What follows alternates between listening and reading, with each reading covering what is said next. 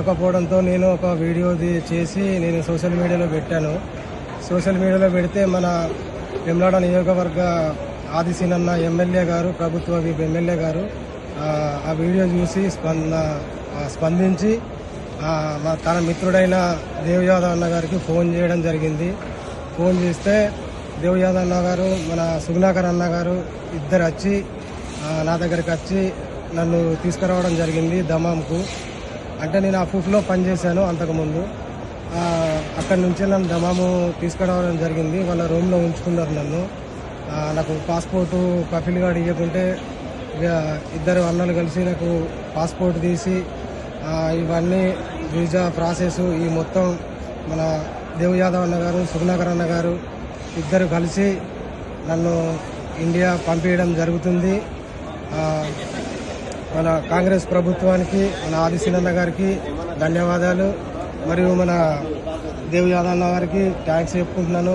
అలాగే మన సుగుణాకర్ అన్న గారికి థ్యాంక్స్.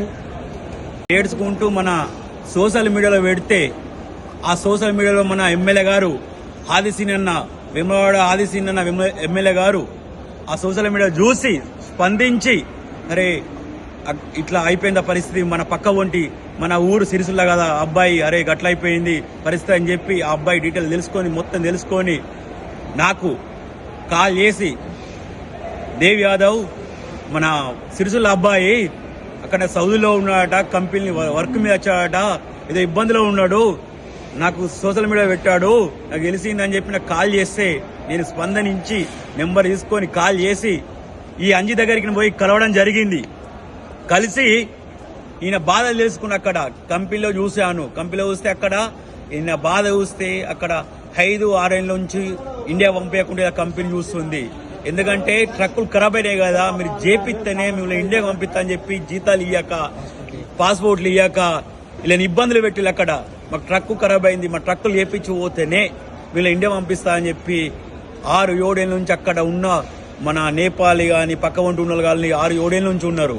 అయితే ఈ అబ్బాయిని చూసి ఎట్లా చేద్దాం ఇంకా అని మన ఎమ్మెల్యే గారు ఎంబేస్కి ఒక మెసేజ్ ద్వారా ఎంబేస్కి ఇచ్చాడు, లెటర్ పెట్టాడు.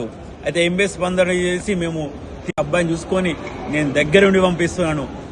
అన్నా ఆదిశీనన్న, మీరు మొన్ననే ఒక 3 నెలల కింద ఒక అబ్బాయి సోషల్ మీడియా పెడితే మీరు ఇదే స్పందన ఇచ్చి అబ్బాయిని ఇండియాకి తెప్పించారు. మరి ఈ రోజు మన అంజిని కూడా ఇండియాకి తెప్పిస్తున్నారు. ఇండియాకి సంతోషంగా అంజి తిరిగొస్తుండు. ఆదిశీనన్న, మీ వర్క్,